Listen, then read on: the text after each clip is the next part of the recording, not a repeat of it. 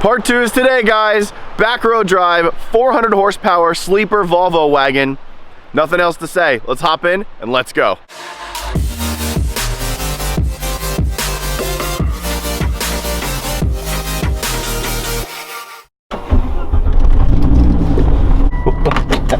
It sounds so much better. Oh my God. Nobody coming. Let's do this.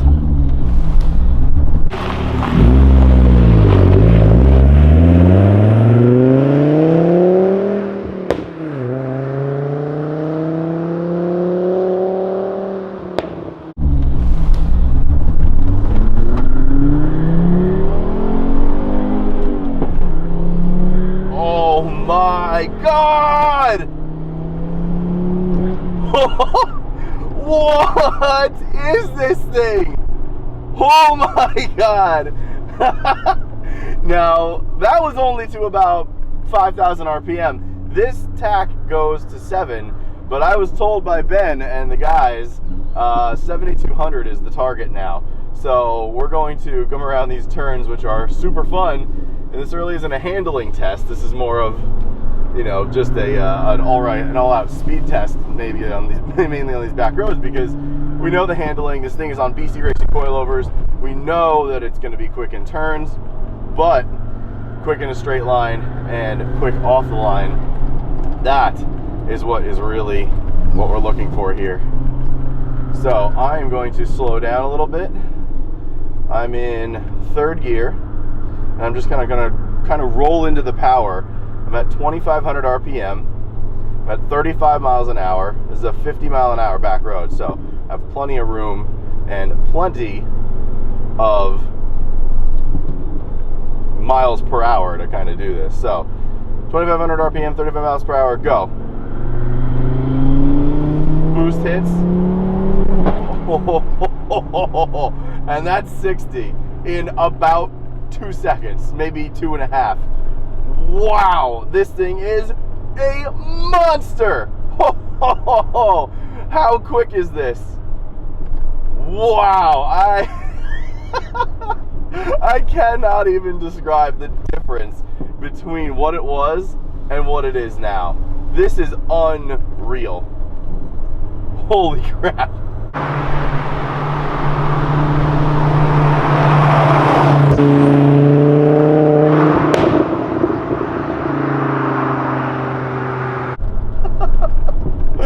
Oh God, that is a genuine reaction, by the way, because the way this car picked up speed before, it was pretty quick.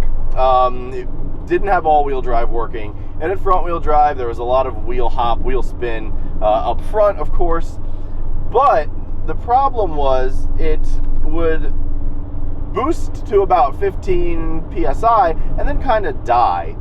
Which is how that torque curve went on the last dyno.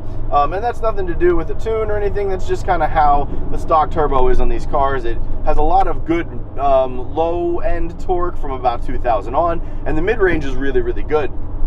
But as soon as you hit about 5,000 RPM, maybe 5,500, it kind of just, the torque curve just died. What this thing does now is this thing spools up all the way to 7,000 and 7,200. It hits 20 PSI and just pins it there. And you just get boost all the way up the whole rev range. Ooh, that wasn't a good sound. All the way up from the entire rev range, right around 2,000, the full whack, you get it all the way to 7,200.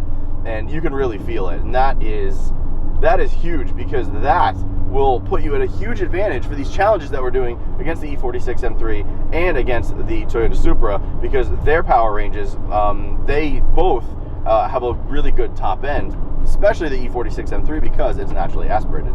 We did a couple more things to this car outside of just the engine build. We changed the clutch position sensor, which when we did the sibling rivalry, you'll notice a lot of us, when we were lifting off, the car actually was doing that because the car thinks the throttle is still on based on the clutch position sensor. So when all of those comments had said, oh man, these guys couldn't drive, it's us getting used to how these cars shift, and it still is a little difficult to manage. Even with this new clutch position sensor, you just have to kind of get used to it and really time your shifts quite well. But we have a new one in here which has helped tremendously.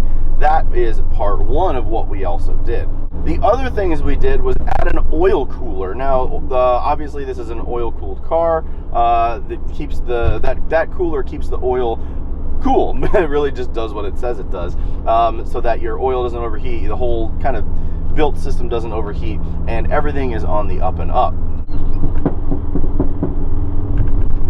Oh my God, I hope this is coming out on camera. I'm gonna throw the GoPro back there so you guys can kind of see what I'm talking about.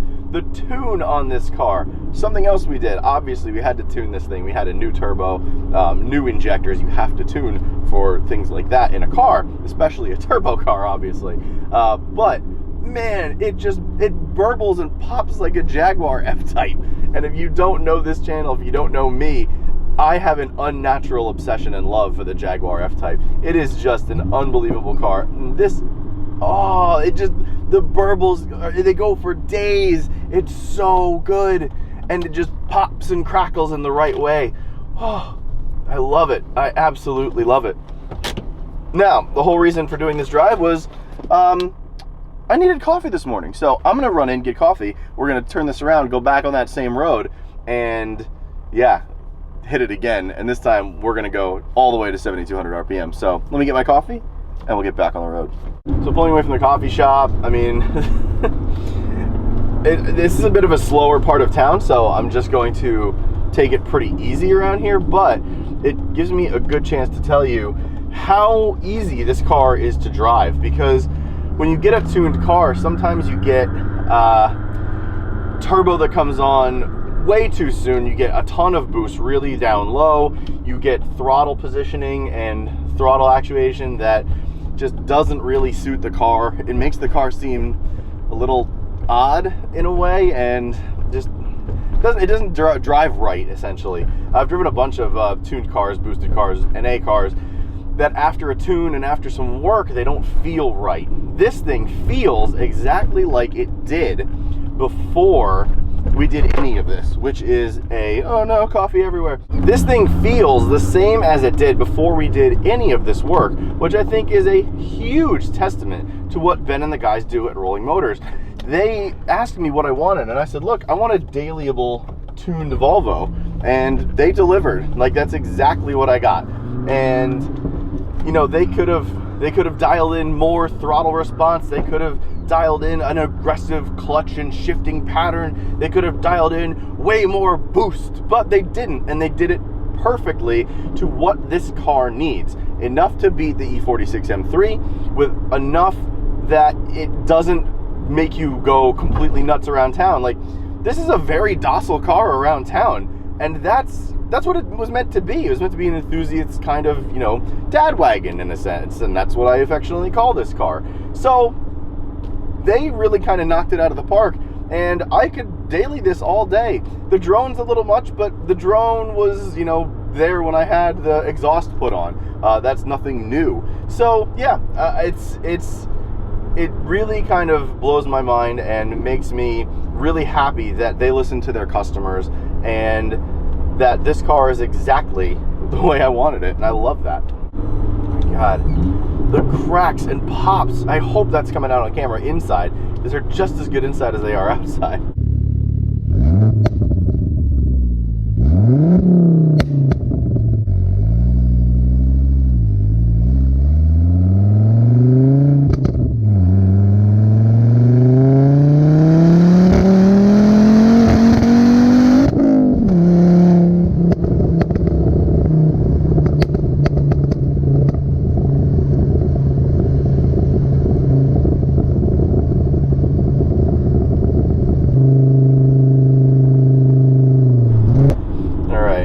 Down 20 miles an hour and punch it.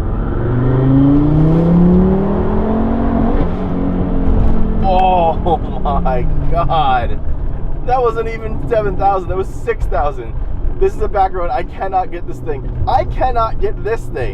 to the top end of the rev range on this back road because of how rapid it is.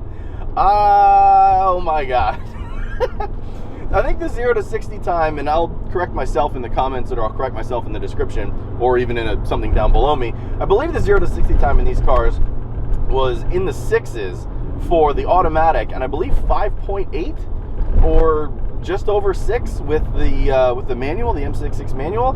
There is no way in hell this is less than 5 seconds, or this is above 5 seconds anymore. This is in the 4s for sure, especially with the all-wheel drive working, and especially with how this thing picks up speed in the mid-range over 2,000 RPM. Oh my God, it is absolutely monstrous.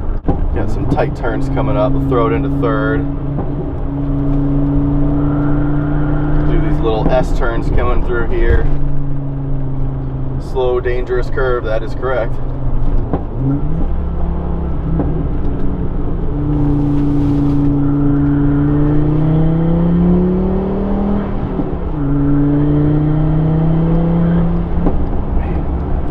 Wow, that is, it just feels so good. I cannot describe how good that feels. Wow. All right, we're coming back up to our original point where we started from. I'm gonna pull off and I'm gonna set up the camera, do a little bit of B-roll for you guys of what this thing sounds like pulling away, because it's ridiculous. And then we're going to give our closing thoughts, and then that's it. And I'll see you guys at Carlisle. So let me pull off here, and that will do it for our little one take. So hope I did the smoking tire justice on this one. That will do it for this first drive video. My butt dyno says that this definitely has 400 horsepower. I can't wait to take this to the actual dyno, which won't be for 2 weeks. And you're the 3rd week after this week, you guys will probably get that video, because we're going to the Tail of the Dragon with the C30 crew. I've said this a million times. We're also going to Carlisle this weekend. Hanson will be at the IPD garage sale. So we're going to have a ton of videos to bring to you.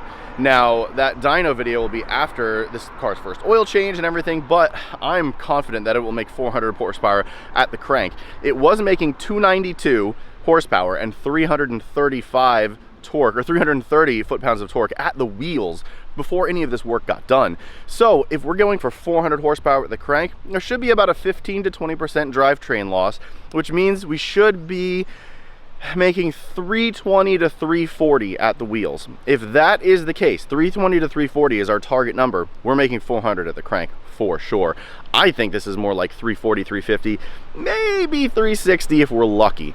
Either way, this car is transformed into something that I never thought it could be, and that is a finished engine build with probably 400 horsepower. So I'm really excited to bring you guys that video, all the videos coming up, and I love this car even more now that I have it, and I can't wait to show you guys at Carlisle and at meets all over the summer. And speaking of that, we actually are on the app called Roadster. If you don't know what Roadster is, it's a really cool app for car enthusiasts. You can do meets, you can save your favorite driving roads. There's also a road sharing option where you can share your location and position on the way to meets and meet other enthusiasts that you guys know. They contacted us, they said, hey, do you want to be on our app? And we said, sure, it's a really cool app. So if you don't know about it, go sign in, create a login, create an account, and follow the Shifting Lanes account. We already have 13 followers. We're following a bunch of people. We're posting there too, just like any other social media like Instagram, Facebook.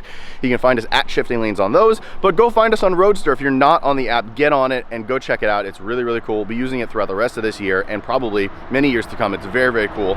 And with that said, we're gonna be using it to cruise to Carlisle. So I will see you guys, a few of you that watch this channel, on Saturday for Carlisle, and I'll see a bunch of you guys at Carlisle itself.